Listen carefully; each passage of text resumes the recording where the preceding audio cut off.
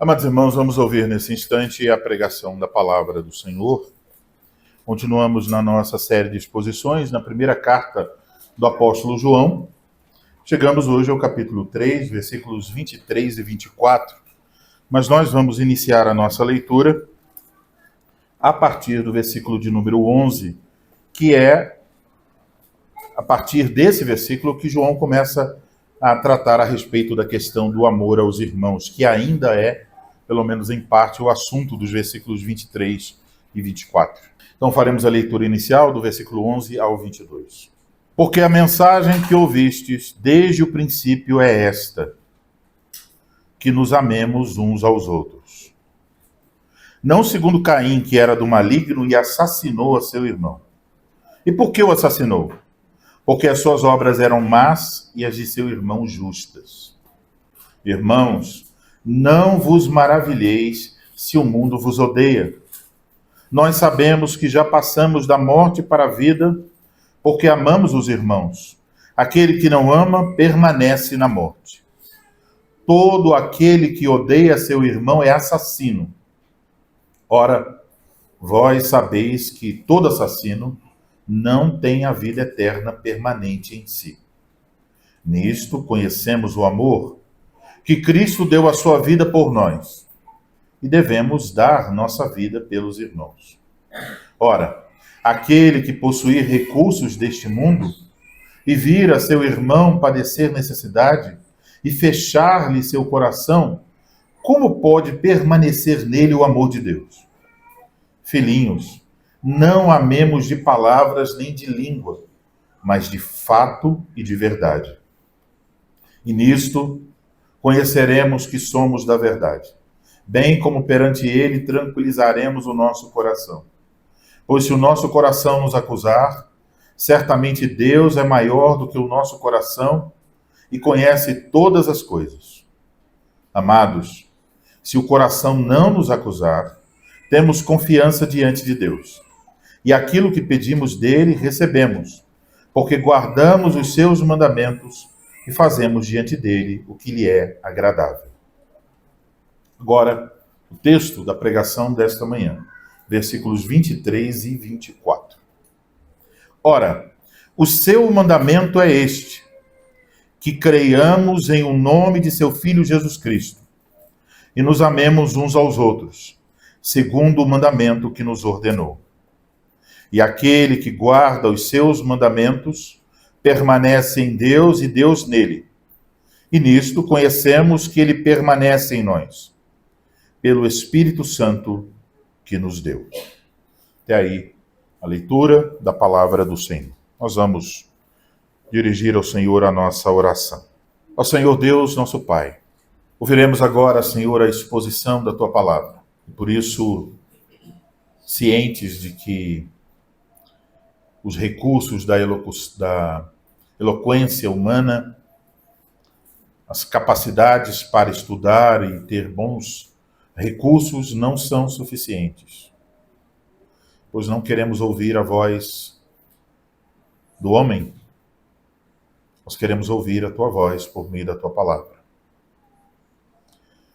Por isso, apelamos à Tua misericórdia, para que pelo Teu Espírito Santo, ao ouvir a exposição da Tua palavra, que ela seja fiel, que seja de acordo com o Santo Evangelho, que glorifique o Teu Filho Jesus Cristo, e que através da exposição da palavra ouçamos a voz do Supremo Profeta, o nosso Supremo Pastor e Bispo da nossa alma, o nosso Senhor Jesus Cristo.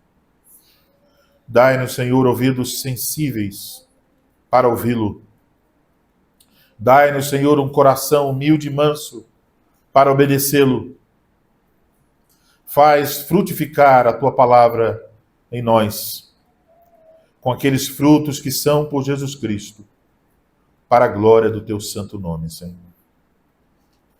Dá ao que fala a condição de se manter fiel, de falar com intrepidez no Espírito Santo, e buscar, acima de tudo, a glória do teu nome. E a todos os que ouvem, dá, Senhor, a capacidade para manter a atenção e para perceber as implicações do que ouvimos para a sua própria vida. Oramos em o nome de Cristo Jesus, nosso Senhor. Amém. Amém. Amados irmãos em nosso Senhor Jesus Cristo, nos últimos 4 sermões, em 1 João, estivemos olhando para esse grande tema do amor, desenvolvido nesta parte da carta, desde o versículo 11 até o 24. Então, estamos no 5º sermão sobre essa parte. E observamos que, nessa parte, ao tratar sobre o amor, o apóstolo João o faz no contexto de um outro assunto, a segurança da salvação. João está falando sobre o amor, mas ele está falando isso com o desejo de responder a seguinte pergunta: como é que nós podemos saber se realmente somos salvos? E então, ele nos diz que quando uma pessoa é salva, ela certamente haverá de nascer de novo, e ao nascer de novo, ela vai possuir uma evidência dessa nova vida, um amor verdadeiro e sacrificial por seus irmãos, um amor prático que visa o bem integral dos seus irmãos.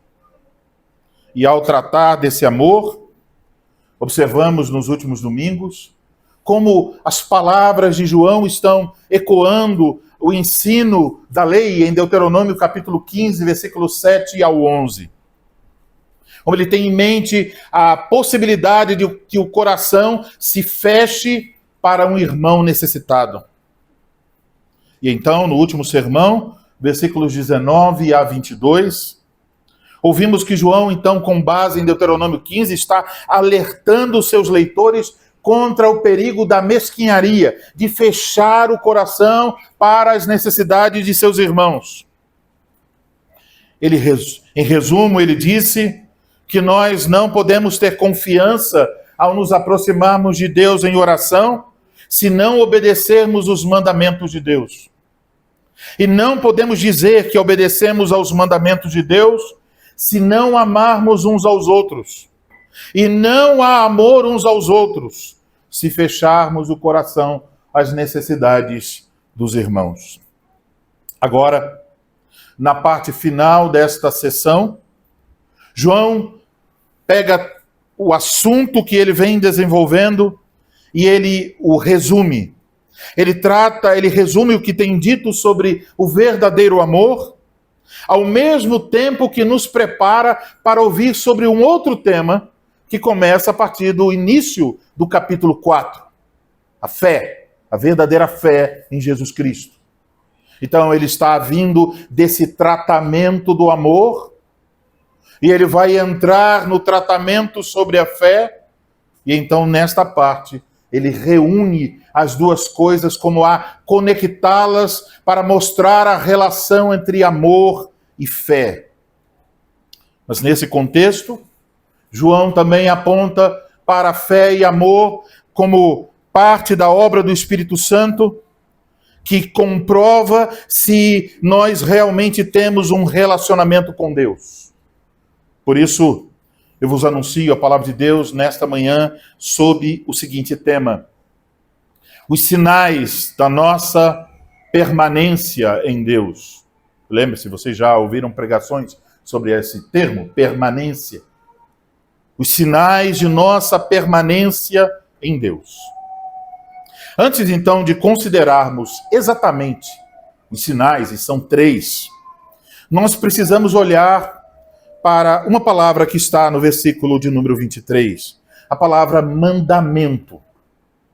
Olhe para o versículo 22 e observe que a palavra foi usada no versículo 22, mas ali o apóstolo João usa o plural, porque guardamos os seus mandamentos. Agora olhe também para o versículo 24, ainda no plural, e aquele que guarda os seus mandamentos permanece em Deus. Mas aqui no versículo 23, a palavra aparece no singular. Ora, o seu mandamento é este. E depois completa dizendo, segundo o mandamento que nos ordenou. Então temos em alguns versículos, mandamentos. E aqui no versículo 23, mandamento. Como explicar? Qual a distinção entre mandamentos e mandamento? O que João tem em mente ao falar de mandamentos são as diversas passagens das Escrituras que revelam aquilo que é agradável a Deus. Mas quando nós olhamos agora para todos esses mandamentos, no plural, notamos que eles se fundem, eles se encontram em um mandamento fundamental, a base de todos os outros mandamentos. E esse mandamento fundamental, João então aqui o apresenta na forma singular. Ele é um resumo de todos os outros mandamentos. Fundamentalmente, então, existe apenas um mandamento abrangente, mas esse mandamento de João, ele é transmitido de uma forma dupla. Ele tem dois aspectos inseparáveis, completamente conectados. A saber, uma crença explícita em Jesus Cristo e um amor ativo pelos irmãos. Duas coisas inseparáveis, duas coisas descritas aqui não como dois mandamentos, mas apenas como um mandamento. Vocês entendem logo a implicação disso? Se você tem fé e por acaso diz não ter amor, significa que você não tem fé. Se você diz que tem amor, mas não tem a verdadeira fé, significa que de fato você não tem amor nenhum. Porque o amor verdadeiro está unido à fé verdadeira de maneira inseparável. É apenas um mandamento. Este mandamento fundamental, então, envolve fé e amor.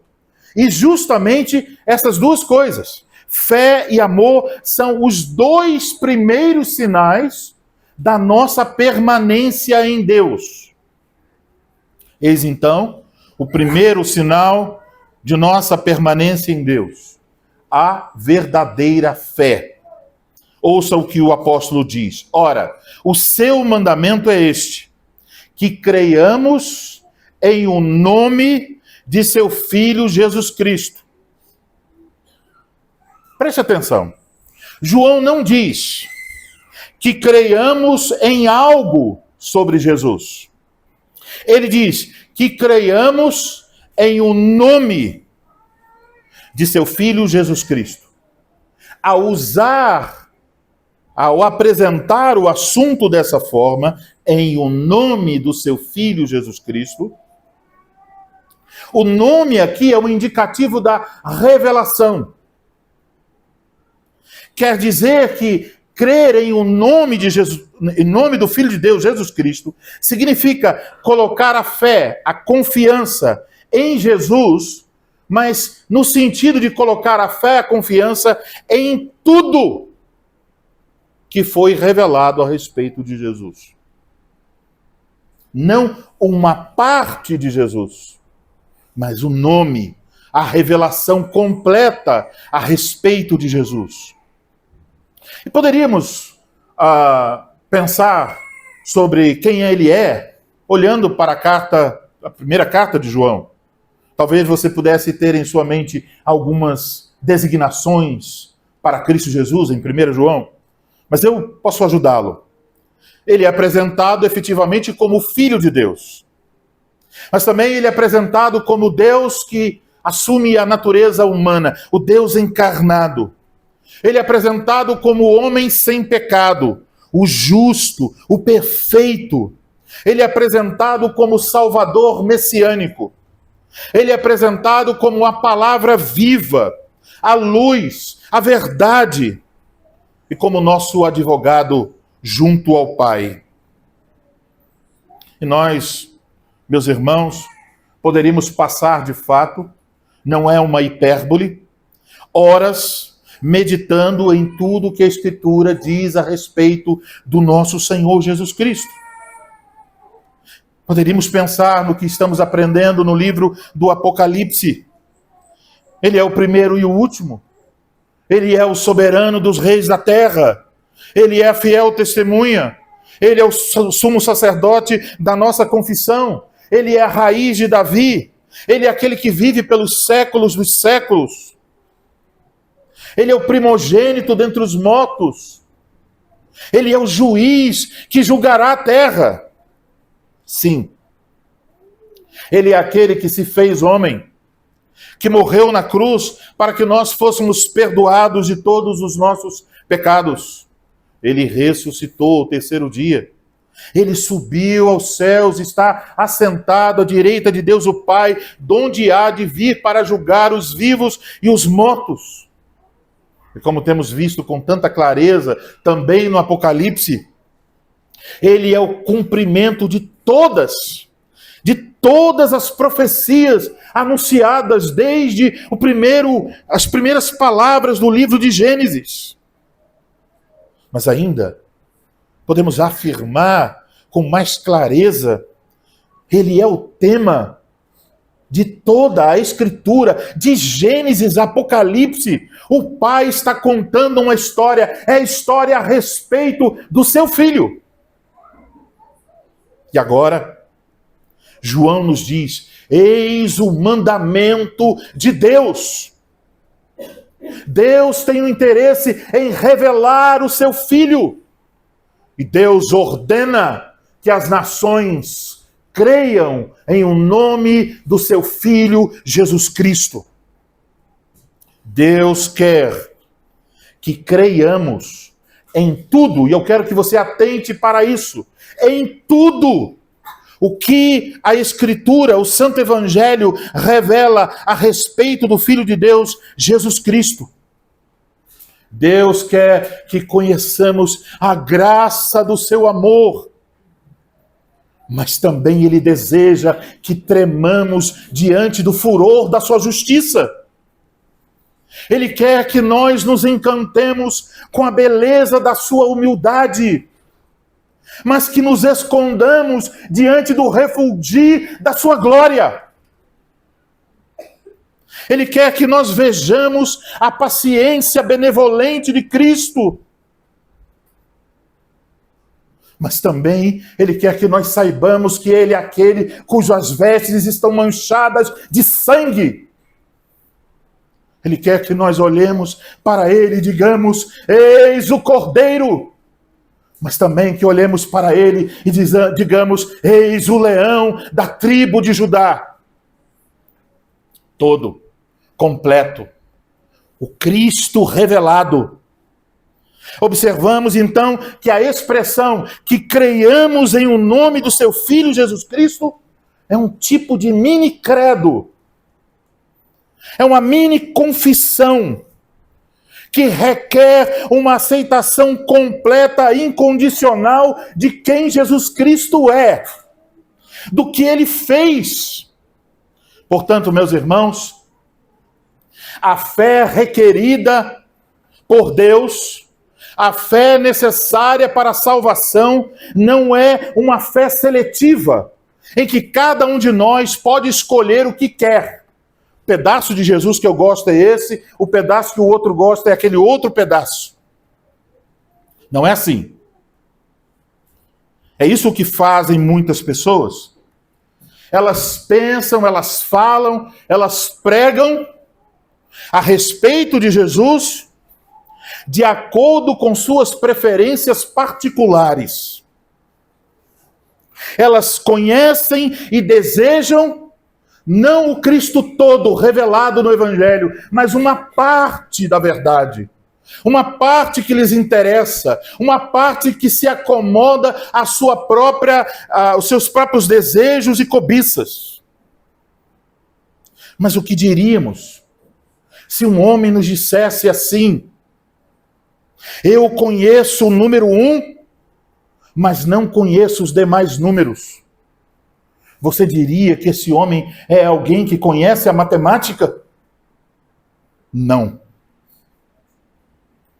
Assim também, aqueles que conhecem alguns atributos de Cristo, mas ignoram todo o restante que a Escritura revela a respeito dele, correm o risco de não conhecer realmente a Cristo conforme ele foi revelado no Santo Evangelho. Ainda que possam dizer e possam aparentar um conhecimento de Cristo, por exemplo, quando dizem que conhecem o amor de Cristo, mas negam sua soberania, sua justiça, essas pessoas conhecem tanto de matemática, conhecem tanto de Cristo, como o homem que conhece apenas o número 1 conhece de matemática. Nem podem ter segurança da sua salvação. E foi exatamente por isso, meus irmãos, que em algum sermão anterior, talvez bem anterior, eu acho que foi em Tito, eu vos falei em certa ocasião que um dos grandes males da falsa pregação não é necessariamente quando os falsos pregadores anunciam algum tipo de heresia. Talvez você pode ir ouvir a pregação e dizer, não tem nenhuma heresia. Ele está falando tudo certinho, de acordo com o que está na Bíblia. Mas a questão é o que ele não está falando a respeito de Jesus Cristo. É nisso que está o veneno. Uma ocultação da glória e do poder do Filho de Deus. Ensinam e pregam uma parte do Evangelho, uma parte de Jesus. E eis o escândalo da nossa época. Na Idade Média, os líderes religiosos escondiam a Bíblia do povo. E hoje, temos uma Bíblia aberta, mesmo com a Bíblia aberta nos cultos, muitos escondem de seus ouvintes Jesus Cristo tal como revelado no Evangelho.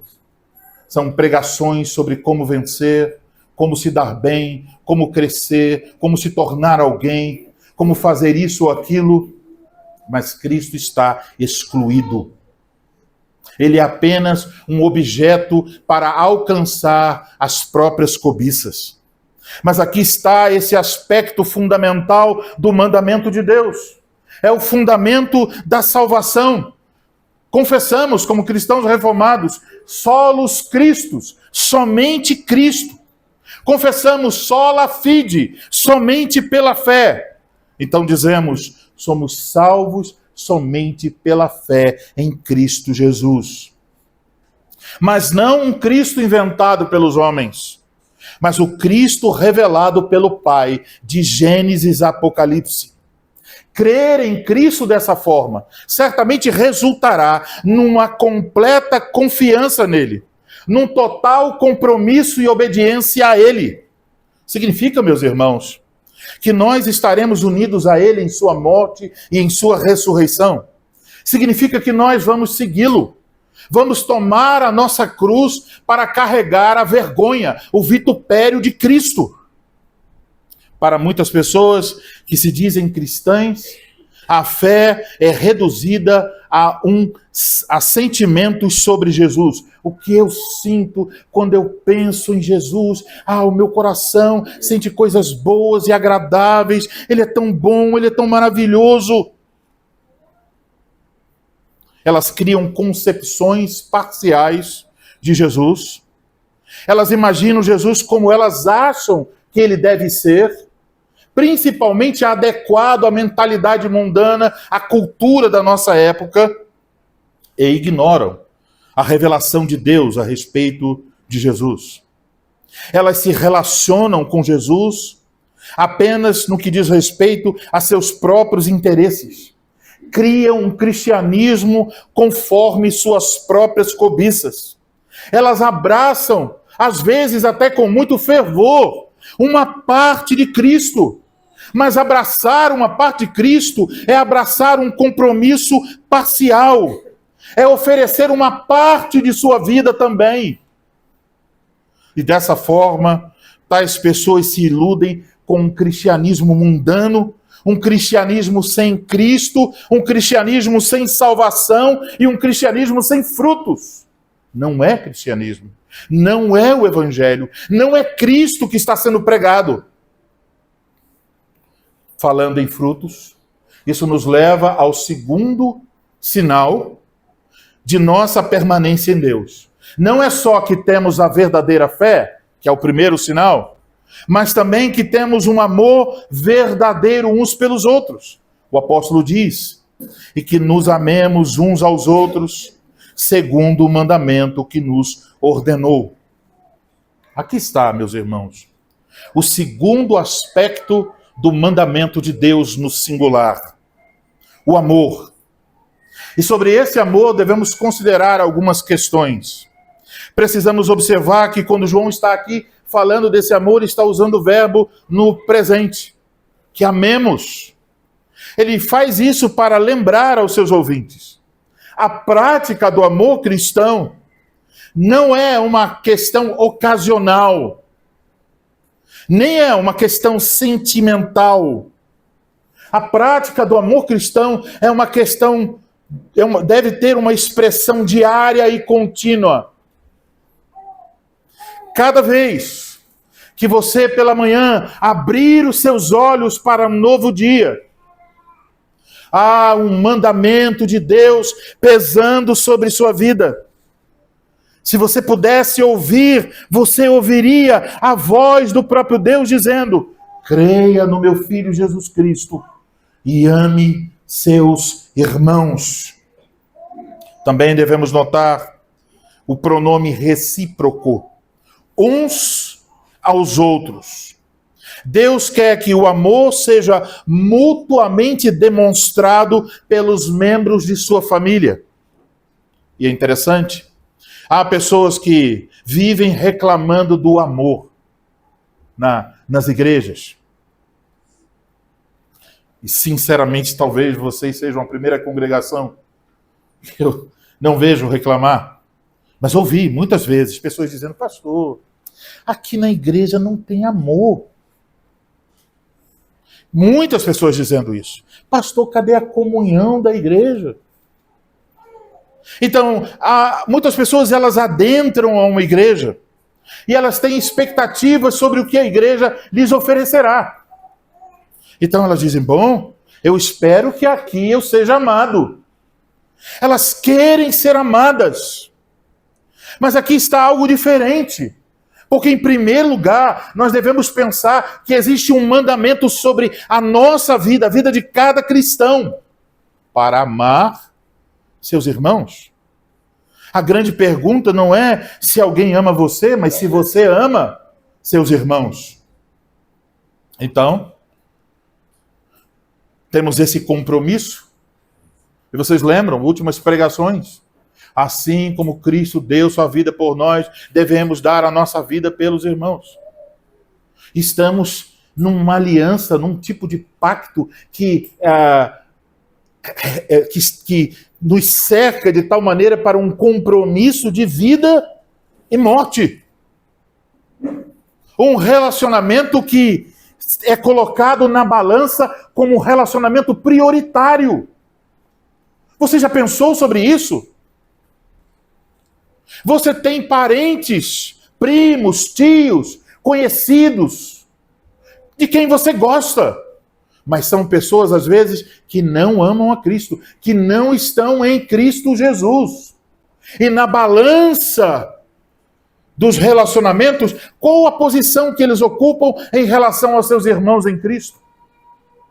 E mais, os colegas de trabalho, os amigos da vizinhança, e outras pessoas que você gosta e quer estar junto. Mas como é que você coloca na balança? Qual o lugar que a igreja de Cristo ocupa na sua vida? Eis um dos males terríveis de nossas épocas. As pessoas querem ir para uma igreja onde elas sejam amadas. Mas essas mesmas pessoas não querem assumir o compromisso de amor para com seus irmãos. Então, se você está em Cristo, Aqui está, você deve se esforçar para demonstrar amor pelos seus irmãos, amor recíproco. Além disso, as palavras finais do versículo 23, segundo o mandamento que nos ordenou, elas deixam claro que o que João está mostrando aqui, que é a exigência de Deus, esta exigência está em conformidade com as exigências de Deus por toda a Escritura. Não é só João que está falando esse tema. Então, meus irmãos, quando reunimos essas coisas que João nos diz sobre o amor, percebemos que nosso amor uns pelos outros deve ser constante, deve ser recíproco, deve ser intencional e deve ser prático. Uma questão importante, para a qual então devemos atentar sobre isso, é que esse amor, sobre o qual João está falando aqui, está intimamente ligado ao que ele acabou de dizer sobre a verdadeira fé. Então, o mandamento de Deus é que tenhamos a verdadeira fé em o nome do seu Filho Jesus Cristo e tenhamos verdadeiro amor uns pelos outros. Então, quando olhamos para a fé, estamos olhando para a raiz. Quando olhamos para o amor, estamos olhando para os frutos que brotam desta planta viçosa. E não é à toa que João coloca os dois verbos, crer e amar, juntos. Porque essas duas coisas trabalham de forma conectada para formar um só mandamento. O mandamento de Deus, o mandamento primário. De tal modo que você não pode crer sem amar. E não pode amar sem crer. E aí então percebemos o perigo. Porque muitas pessoas dirão, olha, esse negócio de doutrina, de aprender sobre Jesus, isso aí não é importante não. O importante é o amor. Ouviu isso? Mas eis o que nós podemos fazer. Olha, esse negócio de se preocupar com os irmãos, esse negócio de praticar hospitalidade, esse negócio de procurar abraçar todo mundo, esse negócio de ficar pensando sobre as necessidades dos outros, isso é peso demais. Eu quero viver minha vida independente. Eu quero ser amado, mas amar nem tanto. Porque o que importa mesmo é que nós somos uma igreja reformada. A igreja reformada prioriza pela doutrina. Temos as confissões de fé, conhecemos a história da igreja. Então aqui está, a doutrina da graça, a doutrina da aliança. Nos admiramos com a beleza das doutrinas bíblicas. Glória a Deus por isso. Mas você percebe que se você for um cristão que só tem isso, você pode até ser um cristão reformado, mas você não é um cristão bíblico. Você ainda não sabe o que é o Evangelho e não aprendeu os caminhos do Evangelho. O caminho do Evangelho não é um caminho de foco na racionalização das doutrinas, de estudar, cavar, ir até o fundo de todas elas, de ganhar todos os debates, se tornar um grande defensor da fé, destruir os arminianos, destruir os credobatistas e quaisquer outros que não concordem com a nossa doutrina. Pelo contrário, até o processo da defesa da fé, se a fé vai, quem vai com a fé? O amor. Então não é uma defesa para esmagar, é uma defesa para conquistar, para trazer para a verdade. É uma defesa que deve ser feita em amor. A Escritura diz para falar a verdade em amor. Então, essas duas coisas são essenciais à vida cristã. E João, nessa carta, as une. Mas é belíssimo pensar, meus irmãos, que no Novo Testamento, especialmente nas cartas de Paulo, fé e amor estão trabalhando juntas. E eu selecionei aqui alguns textos. Não são todos os textos sobre a união entre fé e amor.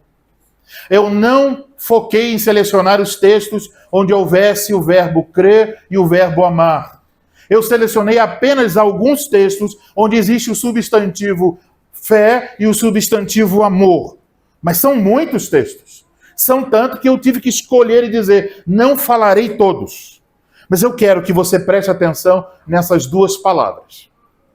Fé e amor. Depois eu vou colocar para vocês todos esses versículos para vocês lerem em casa. Mas agora só ouça com atenção. 1 Coríntios 16, versículos 13 e 14. Sede vigilantes, permanecei firmes na fé, portai-vos varonilmente, fortalecei-vos, todos os vossos atos sejam feitos em amor. Gálatas capítulo 5, versículo 6. Porque em Cristo Jesus, nem a circuncisão, nem a incircuncisão tem valor algum, mas a fé que atua pelo amor. Efésios 1, versículos 15 e 16. Por isso também eu, tendo ouvido a fé que há entre vós no Senhor Jesus e o amor para com todos os santos, não cesso de dar graças por vós, fazendo menção de vós nas minhas orações. Efésios capítulo 6, versículo 23. Paz seja com os irmãos e amor com fé, da parte de Deus Pai e do Senhor Jesus Cristo. Colossenses capítulo 1, versículos 3 e 4. Damos sempre graças a Deus, Pai de nosso Senhor Jesus Cristo, quando oramos por vós, desde que ouvimos da vossa fé em Cristo Jesus e do amor que tendes para com todos os santos. 1 Tessalonicenses capítulo 1, versículos 2 e 4. Damos sempre graças a Deus por todos vós, mencionando-vos em nossas orações sem cessar, recordando-nos diante de Deus e Pai da operosidade da vossa fé, da abnegação do vosso amor e da firmeza da vossa esperança em nosso Senhor Jesus Cristo. Agora atentem, reformados, reconhecendo, irmãos, amados de Deus, nisso, a fé e no amor, a vossa eleição. Como é que a eleição é confirmada? Só com fé? Só com amor? Com fé, esperança e amor. 1 Tessalonicenses capítulo 3, versículo 6. Agora, porém, com o regresso de Timóteo, e deixe-me dar um contexto, Paulo foi em Tessalônica, ele anunciou o evangelho, houve problemas, ele teve que sair correndo de Tessalônica, não pôde continuar cuidando da igreja, e deixou Timóteo. E agora Timóteo vai até Paulo para dizer, olha, o evangelho frutificou entre os tessalonicenses. Qual é o sinal? Qual a evidência da frutificação do evangelho entre os tessalonicenses? Paulo, é porque agora eles estão discutindo se eles são infra ou supralapsarianos. Não é isso. Ouçam, agora, porém, com o regresso de Timóteo, vindo do vosso meio, trazendo boas notícias da vossa fé e do vosso amor, e ainda que sempre guardais graça, lembrança de nós, desejando muito ver-nos, como aliás também nós a vós outros. Então, como é que Paulo sabe que o evangelho frutificou em Tessalônica? Permanecer em fé e amor. Agora, 1 Tessalonicenses 5:8. Nós, porém, que somos do dia, sejamos sóbrios, revestindo-nos da couraça, da fé e do amor, tomando o capacete, a esperança da salvação. 1 Timóteo capítulo 1, versículo 5. Ora, o intuito da presente admoestação visa ao amor que procede de coração puro e de consciência boa e de fé sem hipocrisia. 1 Timóteo capítulo 1, versículo 14. Transbordou, porém, a graça de nosso Senhor com fé e amor que há em Cristo Jesus. Agora, 1 Timóteo 2,15. Aquele texto que Paulo diz que as mulheres não devem pregar e ensinar no culto solene ao Senhor. E ele diz, bom, esse não é o papel das mulheres. O papel das mulheres é esse aqui. Deus dá a elas a bênção da maternidade. E então ele diz sobre as mulheres, todavia será preservada através de sua missão de mãe, se ela permanecer em fé e amor e santificação com bom senso. 2 Timóteo capítulo 1, versículos 13 e 14. Dizendo ao pastor Timóteo, mantém o padrão das sãs palavras que de mim ouvistes, com fé e com amor que está em Cristo Jesus. Guarda o bom depósito mediante o Espírito Santo que habita em nós. Agora, Tito, capítulo 2, versículo 2, o conselho para os homens mais velhos. Quanto aos homens idosos, que sejam temperantes, respeitáveis, sensatos, sadios, no quê? Na fé e no amor e na constância. Filemão, versículos 4 a 7. Dou graças a meu Deus, lembrando-me sempre de ti nas minhas orações, estando ciente do teu amor e da fé que tens para com o Senhor e todos os santos, para que a comunhão da tua fé se torne eficiente no pleno conhecimento de todo o bem que há em nós, para com Cristo. Pois, irmão, tive grande alegria e conforto no teu amor, porquanto o coração dos santos tem sido reanimados por teu intermédio. Eis, meus irmãos, uma parte do testemunho do Espírito Santo a respeito da relação entre fé e amor. E eu quero que você entenda, essas são as duas coisas, que Deus uniu. E então lembramos das palavras do casamento, do primeiro casamento, as palavras que Jesus, explicando isso, falou em Mateus.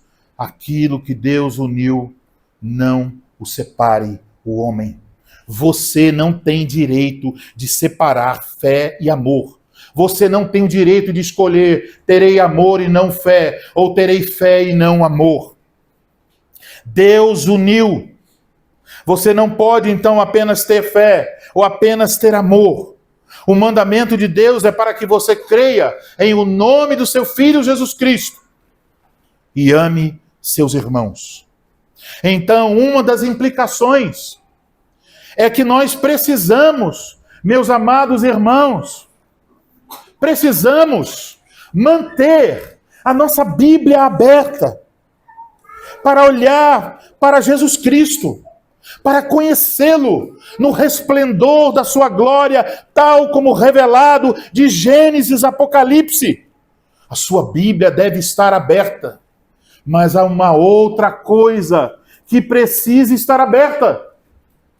O seu coração deve estar aberto para seus irmãos, para hospedá-los, para cuidar quando eles são faltosos, para suprir suas necessidades, para interessar-se por seus problemas, para consolá-los na tristeza, para alegrar-se com eles nos momentos de alegria.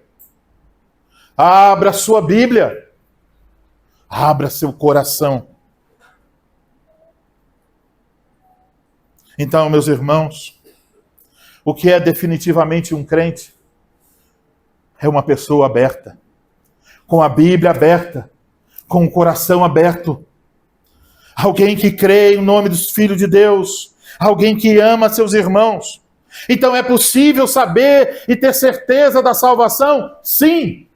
Se você pode ver esses frutos, esses sinais benditos em sua vida, a evidência da fé salvadora, é que você tem o amor verdadeiro. E a fé e o amor são sinais de que você tem realmente a salvação em Cristo Jesus.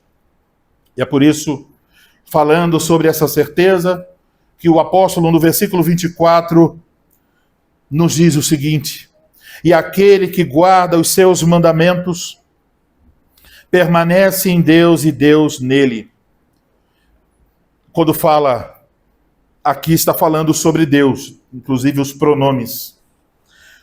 E mais uma vez, João utiliza o plural, mandamentos. É certo que dentro de mandamentos está incluído o resumo, o mandamento de crer em Cristo e amar os irmãos.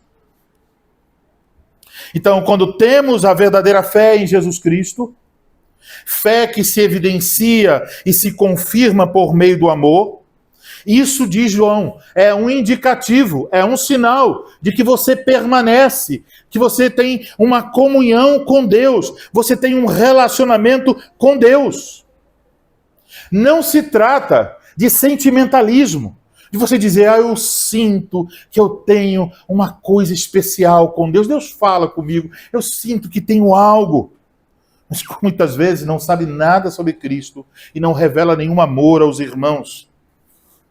Não é o Evangelho, meus irmãos, não é efetivamente sobre você e Deus, como se fosse uma ligação direta e não tem relação com outras pessoas.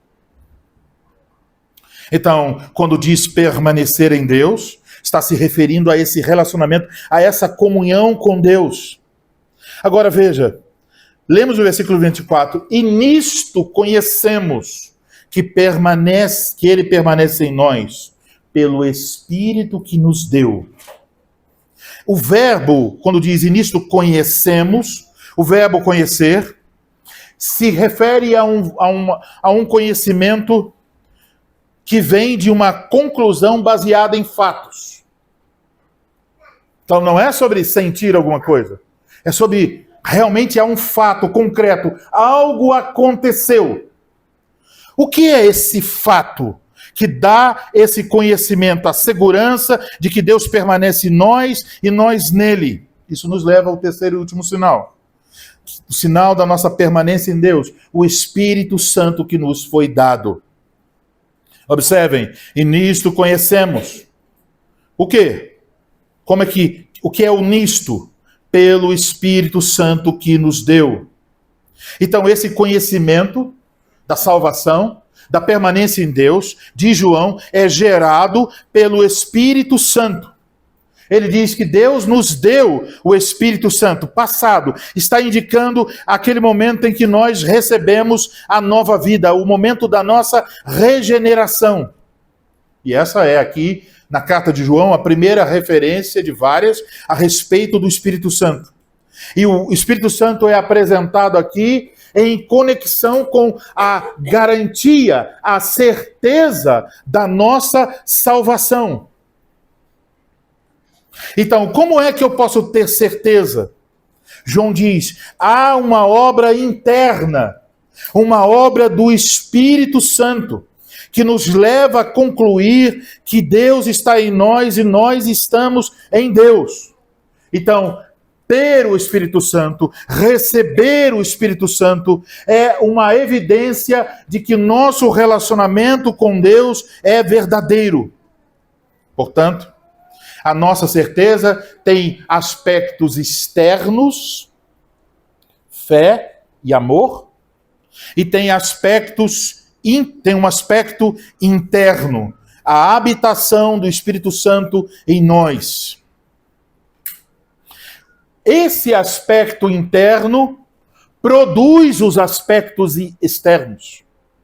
Então Deus nos deu o Espírito Santo e com o Espírito Santo Ele nos deu uma nova vida. E agora, por causa do Espírito Santo, fomos capazes de crer em o nome do Seu Filho Jesus Cristo e amar uns aos outros. Podemos pegar emprestado a linguagem de Paulo e podemos dizer que o aspecto interno é a operosidade da fé, a abnegação do amor. Mas também há o aspecto interno, o selo do Espírito Santo. Esses aspectos externos e o aspecto interno estão relacionados. E nós podemos perceber isso quando nós perguntamos: qual é o papel do Espírito Santo?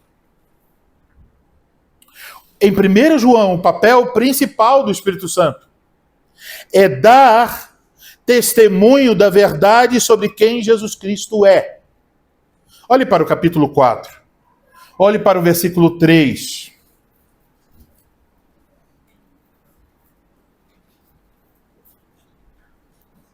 E todo espírito que não confessa a Jesus não procede de Deus, pelo contrário, este é o espírito do anticristo, a respeito do qual tendes ouvido que vem presentemente, já está no mundo. Agora olhe para o versículo 2. Nisto reconheceis o Espírito de Deus. Todo espírito que confessa que Jesus Cristo veio em carne é de Deus. Então, como podemos reconhecer a ação do Espírito Santo em nós? João diz: o Espírito Santo vai ensinar você quem realmente Jesus Cristo é. Ele vai mostrar a você que Jesus assumiu natureza humana. Você não pode crer nas duas naturezas de Jesus, a menos pela operação do Espírito Santo. Você não pode crer na Trindade, a menos pela operação do Espírito Santo. Então, João diz: nisto reconheceis o Espírito de Deus. O Espírito de Deus nos leva a confessar que Jesus Cristo veio em carne. Aqui está o assunto da fé. Então, com base em tudo que ouvimos nessa carta, podemos afirmar que tudo isso está relacionado com o Evangelho. Quando nós ouvimos o Evangelho, Deus, por sua graça, nos deu o Espírito Santo. Nascemos de novo. Então, o Espírito Santo deu em nós um testemunho interno. Quando o Evangelho foi apresentado internamente, o Espírito Santo nos disse: eis a verdade. Eis a verdade, abrace-a, creia nele, ame-o, submeta-se ao Filho de Deus. E você ouviu a voz do Espírito Santo e você disse: eu creio em nome do Filho de Deus. Mas então, depois de você estar salvo, o Espírito Santo diz: agora eu vou trabalhar para mudar a sua vida. Ele disse: então, olha, o primeiro passo inseparável ligado à fé, o fruto da salvação é esse. Ali está o seu irmão. Ame-o, ame-o, com forma prática e intencional, ame-o. Então, temos o testemunho do Espírito Santo, o convencimento do Espírito Santo de que tudo que o Evangelho revela a respeito de Cristo é verdade, e nós cremos, e aqui está a fé. E como a verdadeira fé está ligada ao amor, o Espírito Santo também nos leva a esse bendito fruto da salvação. Passamos a amar uns aos outros. Essa relação entre fé, amor e a obra do Espírito Santo aparece não só aqui em nosso texto, mas em outras partes das Escrituras. E eu separei uma delas para que você ouça. Efésios capítulo 3, versículos 14 ao 17. O apóstolo diz: por esta causa me ponho de joelhos diante do Pai, de quem toma o nome toda a família, tanto no céu como sobre a terra, para que, segundo a riqueza de sua glória, vos conceda, agora diz, vos conceda que sejais fortalecidos com poder mediante o seu espírito no homem interior. Então vocês vão ser fortalecidos pelo Espírito Santo no homem interior. E o que acontece em seguida? E assim habite Cristo no vosso coração, pela fé, estando arraigados e alicerçados em amor. Meus amados irmãos, quanto consolo nós encontramos aqui. Porque talvez você, no seu dia a dia, lide com pessoas que têm uma fé diferente sobre o Espírito Santo. Elas estão preocupadas com os dons do Espírito Santo. Elas estão preocupadas com experiências com o Espírito Santo. Mas aqui ouvimos, o Espírito Santo não nos foi dado para termos profundas experiências emocionais. Ele não nos foi dado para chamar atenção para nós mesmos, ou até para Ele mesmo. O Espírito Santo, na verdade, é designado nas Escrituras como selo de Deus, a marca de que nós pertencemos a Ele. Então ouça Efésios capítulo 1, versículo 13, e entenda como decorre o processo. Em quem também vós, isto é, em Cristo, depois que ouvistes a palavra da verdade, o evangelho da vossa salvação, tendo também nele crido, fostes selados com o Santo Espírito da promessa. Você ouve o evangelho, você recebe o Espírito Santo, você crê em Jesus Cristo, e ainda que aqui não diga isso, mas em todos os outros textos lemos, o resultado e o fruto da fé é que você vai amar os seus irmãos. Então, meus irmãos, como você pode ter certeza que foi selado com o Espírito Santo? Não é através de falar palavras desconexas. Se a nossa fé for verdadeira, se cremos em Cristo tal como revelado no Evangelho por toda a Escritura, se cremos em Cristo integralmente e se demonstramos uns aos outros amor sacrificial, intencional, prático e constante, se possuímos esses sinais da graça, podemos dizer sem medo: Deus permanece em mim e eu permaneço nele. Você pode ver esses sinais em sua vida? Você anseia para que esses sinais se evidenciem de maneira cada vez mais clara em sua vida? Você diz: eu quero abrir a minha Bíblia e conhecer mais de Cristo. Mas em seguida você também diz: eu quero abrir o meu coração para amar os meus irmãos. Se este é o seu desejo, o anseio de sua alma, então glória a Deus, porque Ele lhe deu o seu Espírito Santo. Você tem um selo de que pertence a Deus. Eis o que o Evangelho proclama. Então, meus amados irmãos, creiam, amem e vivam em Deus por meio do seu Espírito Santo. Amém. Amém.